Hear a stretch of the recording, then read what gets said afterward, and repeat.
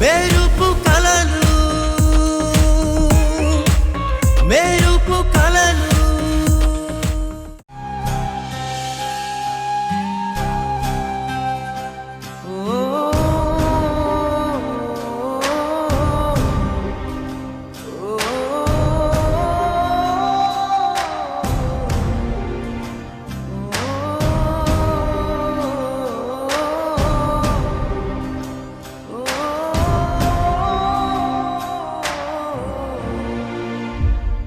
ఏంటత్తయ్య అలా చూస్తున్నావు? చిన్నపిల్లలైనా మీరు పెరిగిన సంస్కారాన్ని చూస్తుంటే చాలా ముచ్చటగా ఉందమ్మా. నా తమ్ముడి పిల్లలంటే ఎలా ఉండాలో అలాగే ఉన్నారు. నువ్వు చిన్నదానివైనా ఏ విషయంలోనూ మారం చేయకుండా అర్థం చేసుకుంటున్నావు. కుటుంబ పెద్దని కోల్పోయినా కుటుంబ భారాన్ని భుజాన వేసుకున్న సంయుక్త ఒక్కతే. ఇక సౌందర్య ఏంటత్తయ్యా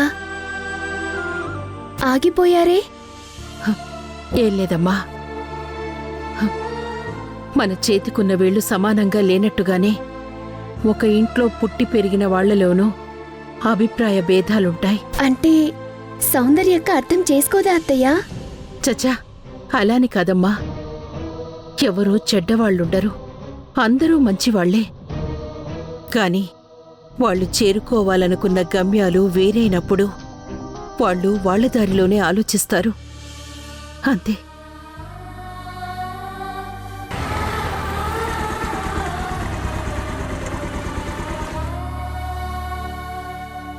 అదిగో బావొచ్చాడు.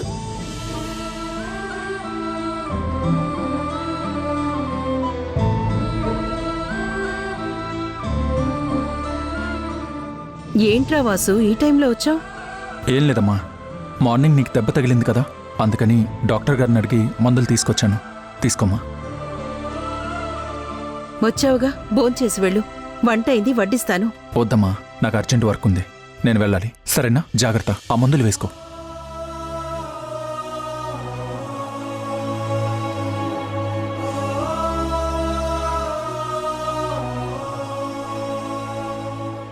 చూసావుగా, మీ బావకి నా మీద ఎంత ప్రేమో. వాడికి పనుంటే చాలు, దేన్ని పట్టించుకోడు. కాని నాకు చిన్న దెబ్బ తగిలినందుకు డాక్టర్ దగ్గరికి వెళ్లి మందులు తీసుకొచ్చాడు. బావ నిజంగా గ్రేట్ అత్తయ్యా, మిమ్మల్ని చాలా బాగా చూసుకుంటాడు. ప్రాణమమ్మా వాడికి నేనంటే.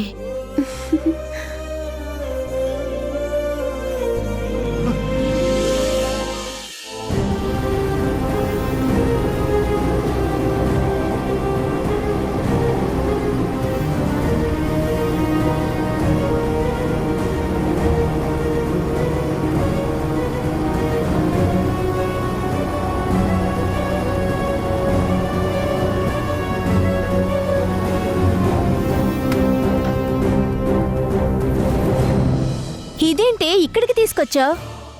మా మేనేజర్ చెప్పిన అడ్రస్ ఇదేనే, కానీ ఇక్కడ ఇల్లు ఎక్కడ ఉందో ఏంటో. అయినా మీరు ఇక్కడ ఉండగలరా? ఏరియా ఎలా ఉందో చూడు. ఏరియాదే ఉందే, ఇల్లు బాగుంటే చాలు. ఉండు, ముందు ఇంటి ఓనర్కి కాల్ చేస్తాను.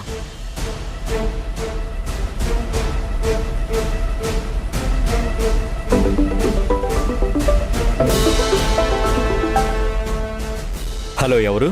నా పేరు సంయుక్త అండి. క్యాబిడో మేనేజర్ ఇల్లు కోసమని మీ నెంబర్ ఇచ్చారు. ఓ, నువ్వా అమ్మా? ఎక్కడున్నావు? ఇక్కడ మీ ఏరియా చౌరస్తాలో ఉన్నాము. అక్కడే ఉండండి అమ్మా, నేనే వస్తున్నాను. సరే, వస్తున్నారంట.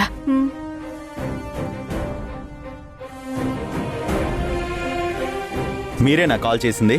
అవునండి. ఇంటద్దె 10,000, కరెంటు బిల్లు, వాటర్ బిల్లు మీరే కట్టుకోండి. ఇవ్వగోండి తాళం చెవులు.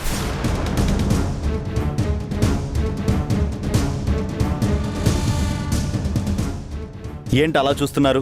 తీసుకోండి తాళాలు. అది కాదండి, ఇల్లు చూడకుండా.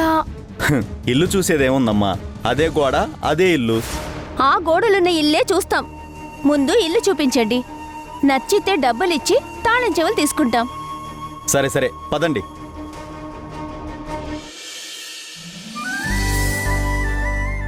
మ్యామ్, హెయిర్ ఫినిష్ అయిపోయింది. Thank you.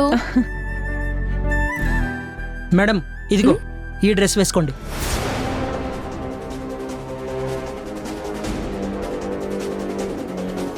వాట్? ఈ డ్రెస్ ఇంత చిన్నగా ఉంది, నేను వేసుకోను. అదేంటి మేడం అలా అంటారు? డైరెక్టర్ గారు ఇదే ఫైనల్ చేశారు. ఎవ్వరు ఫైనల్ చేసినా నేను ఇది వేసుకోను. లేదు మేడం, సార్ ఇదే వేసుకోమన్నారు, లేదంటే మా మీద కోప్పడతారు. ఆంటీ, ఆంటీ, ఆంటీ, రత్నమాల ఆంటీ, ఆంటీ.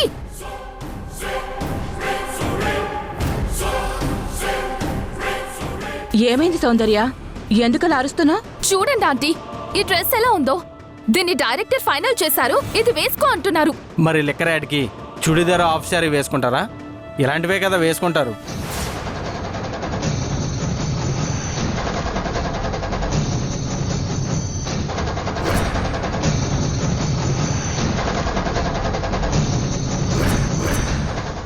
ఏంటి, లిక్కర్ యాడా? అవును, మీరు అగ్రిమెంట్ చూడలేదా?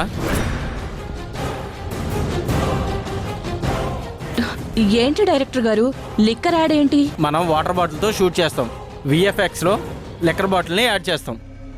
మనం నిజమైన లిక్కర్తో షూట్ చేయాల్సిన పని లేదు. కానీ ఇది మీరు ముందే చెప్పాలి కదా, ఎందుకు చెప్పలేదు? నేను మినరల్ వాటర్ బాటిల్ యాడ్ అనుకున్నాను. లేదు మేడం, మేము అగ్రిమెంట్లో క్లియర్గా మెన్షన్ చేసాం. కానీ ఇది ఇక్కడ టెలికాస్ట్ కాదని చెప్పారు కదా. ఇప్పుడు అదే చెప్తున్నాం, ఈ యాడ్ మన దేశంలో కానీ సోషల్ మీడియాలో కానీ ఎక్కడా ప్లే అవ్వదు.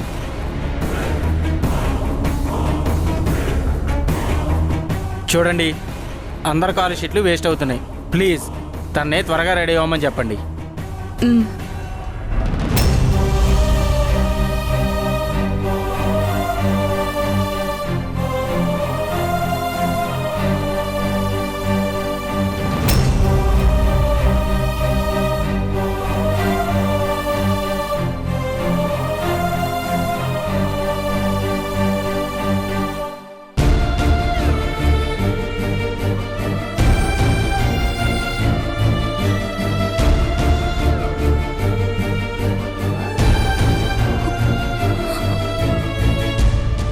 ఏంటంటే ఇది?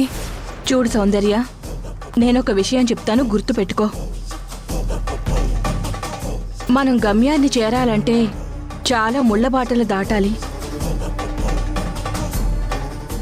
ఆ ముళ్ళకి భయపడి అడుగు ఆగితే అంతటితో మన కెరియర్ ఆగిపోతుంది. ఈ విషయాన్ని నువ్వెంత త్వరగా డైజెస్ట్ చేసుకుంటే అంత మంచిది. ఇంకొక విషయం, నాకిది ముందే తెలుసుంటే నేనే నీకు చెప్పేదాన్ని. కానీ చూసావు కదా, నీ ముందే వాళ్ళు నాకు చెప్పారు. మనం ఇప్పుడు ఈ యాడ్ చేయకపోతే మన స్పాన్సర్స్ వెళ్ళిపోతారు, మార్కెట్లో బ్యాట్ చేస్తారు. నువ్వు మిస్ ఇండియా అవ్వాలన్న నీ ఆశ ఆశగానే మిగిలిపోతుంది. ఒక్కసారి ఆలోచించు సౌందర్య. ఎలా ఆంటీ? మనం చేస్తుంది తప్పు అని తెలిసి ఎలా చేస్తాను? చూడమ్మా సౌందర్య, లోకంలో తప్పు ఒప్పు అనేది ఏది ఉండదు. నీకు తప్పు అనిపించింది నాకు ఒప్పు అవుతుంది, నాకు ఒప్పు అనిపించింది నీకు తప్పుగా కనిపిస్తుంది. అవసరాన్ని బట్టి తప్పొప్పులు చూసే విధానం మారుతుంది. కానీ మమ్మీకి తెలిస్తే? తెలియదు. ఎవరు చెప్తారు? చెప్తే నువ్వు చెప్పాలి, లేదంటే నేను చెప్పాలి. మనిద్దరం చెప్పకపోతే మూడో మనిషి ద్వారా తెలిసే ఛాన్సే లేదు. పైగా ఇది ఇక్కడ టెలికాస్ట్ కాదు అంటున్నారు కాబట్టి నువ్వు ఈ యాడ్ చేసిన విషయం ఎవ్వరికీ తెలిసే ఛాన్సే లేదు. నా మాట విని నీ కెరియర్ కోసం ఈ ఒక్క యాడ్ చేయి చాలు.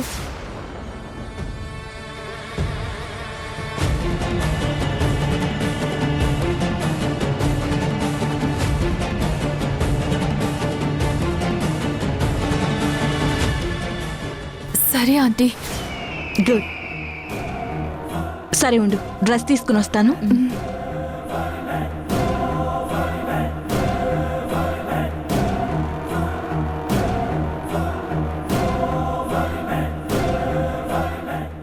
ఇదిగో సౌందర్య, వెళ్ళి రెడీ అవ్వు.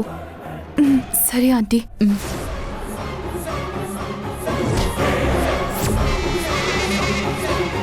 ఈ షూట్ అయ్యాక ఆ ఫుటేజ్ నా చేతికి చిక్కాక నిన్ను ఎలా ఆడుకుంటానో, నిన్ను ఎలా వాడుకుంటానో చూడు.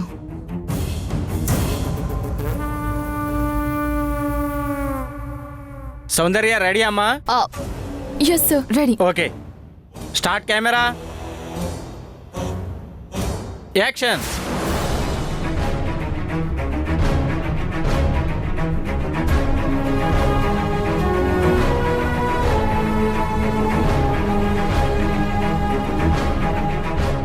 Cut.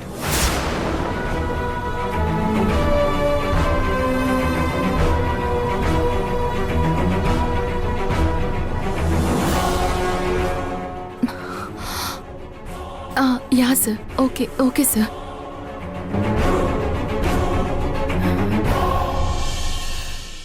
Role camera, action.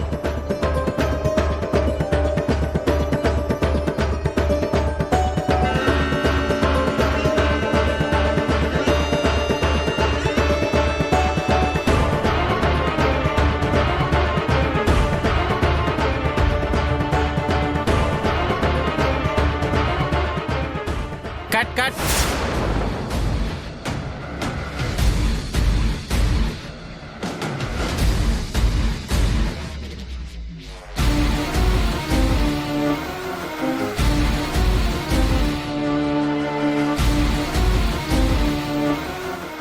Role, running, action.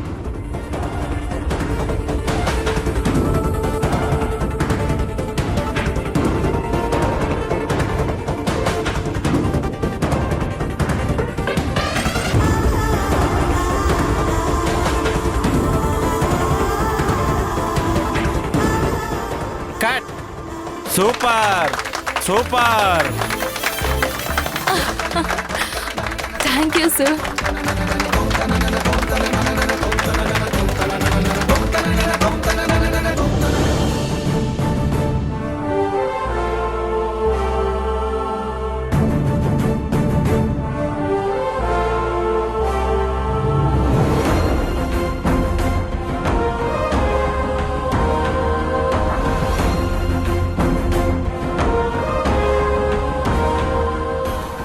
రండి.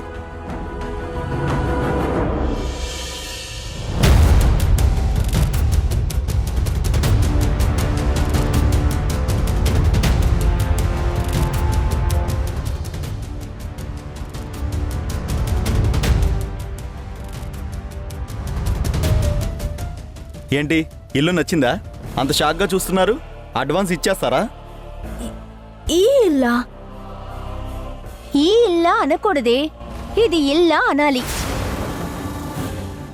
ఏమో, ఇల్లు నీకు నచ్చకపోతే నచ్చలేదనండి, అంతేగాని నా ఇంటిని మాత్రం కామెంట్ చేయొద్దు. ఇంత పెద్ద సిటీలో ఈ ఇల్లు కూడా దొరక్క చాలా మంది తిరుగుతున్నారు తెలుసా? సరే అండి, ఈ ఇంటిని అలా తిరుగుతున్న వాళ్ళకే ఇవ్వండి. అంటే అంటే మీ ఇంటిని మీరు జాగ్రత్తగా వేరే వాళ్ళకి అద్దెకివ్వండి. పదవే వెళ్దాం.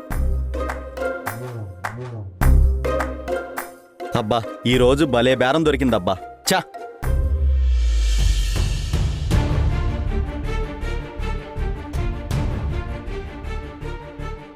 ఇప్పుడు ఏం చేద్దాం? ఏరియా కొంచెం స్లమ్గా ఉన్నా ఇల్లు బాగుంటే కాంప్రమైజ్ అవుదాం అనుకున్నా, కానీ ఆ ఇల్లు ఎలా ఉందో చూసావుగా. అక్కడ అమ్మ, సౌందర్యక్క మేమెవ్వరం కంఫర్ట్గా ఉండలేము.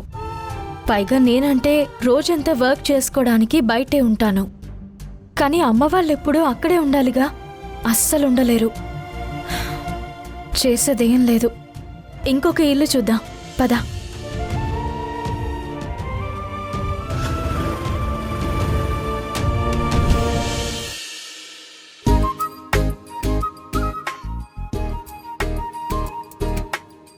ఈ సంగీత కోటలో యువరాణిలాగా కనిపించనే కనిపించదు. అంతలా ఇంట్లో ఉండి ఏం చేస్తుంది? పోనీ నేనన్నా డైరెక్ట్గా ఇంట్లోకి వెళ్దామంటే ఇంకా అంత యాక్సెస్ రాలేదు. ఇప్పుడు ఎలా?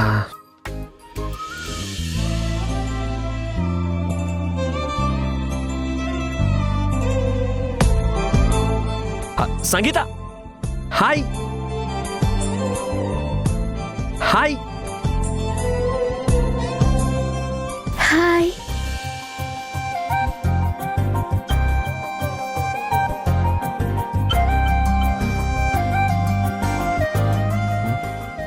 సంగీత చూసింది నవ్వింది కానీ ఇంట్లోకి రమ్మనలేదు. ఇప్పుడు ఏంటి పరిస్థితి? సర్లే, మళ్ళీ బయటకు వచ్చినప్పుడు చూడొచ్చు. బాబు చక్రి, హాయ్ అండి. ఏంటి బాబు ఇంత దూరం వచ్చి ఇంట్లోకి రాకుండా అక్కడే ఉన్నావు? అంటే ఆంటీ అది లోపలికి రా బాబు, రా ఉమ్. రా.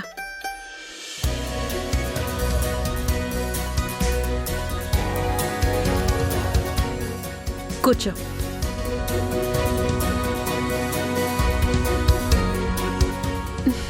హాయ్ చక్రి గారు. అదేంటి ఇందాకే కదా బయట చూసింది. హలో సంగీత. ఏంటి బాబు ఇలా వచ్చావు? ఏం లేదంటీ, ఒక కల్చరల్ అసోసియేషన్ వాళ్ళు మ్యూజిక్ కాంపిటీషన్ కండక్ట్ చేస్తున్నారు. సంగీతకి ఇంట్రెస్ట్ ఉంటే పార్టిసిపేట్ చేయడానికి పేరిచ్చిందో లేదోనని అడుగుదామని వచ్చాను. బయట ఎవరూ కనిపించకపోయేసరికి తిరిగి వెళ్తుంటే మీరు పిలిచారు. నువ్వు వచ్చి చాలా మంచి పని చేసావు బాబు. తను ఖచ్చితంగా పాల్గొంటుంది.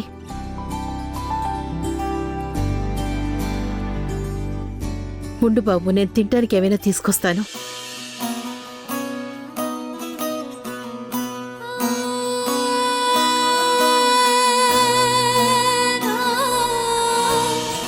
నీ చిత్రం చూసిన చిత్తం చెదిరినే చిత్తరువైతిరయ్యో ఇంచు ఇంచులోన పొంచి ఉన్న ఈడు నిన్నే ఎంచుకుందిరయ్యో నీ చిత్రం చూసిన చిత్తం చెదిరినే చిత్తరువైతిరయ్యో. ఇంకేంటి, మీ అత్తయ్య గారు కాంపిటీషన్కి ఒప్పుకున్నారు.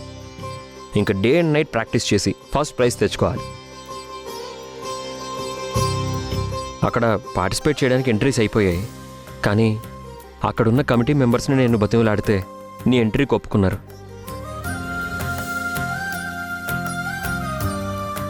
నువ్వు ఒప్పించావు సరే, కానీ ఈ మధ్య అస్సలు ప్రాక్టీస్ చేయట్లేదు. నువ్వు ప్రాక్టీస్ చేయకపోయినా బాగా ప్లే చేయగలవు సంగీత. అదేంటి, మా సంగీత పాటలు పాడుతుంది కదా, కానీ నువ్వు ప్లే చేయాలంటున్నావేంటి బాబు? ఇది పాటల పోటీ కాదంటీ, ఇన్స్ట్రుమెంట్ పోటీ.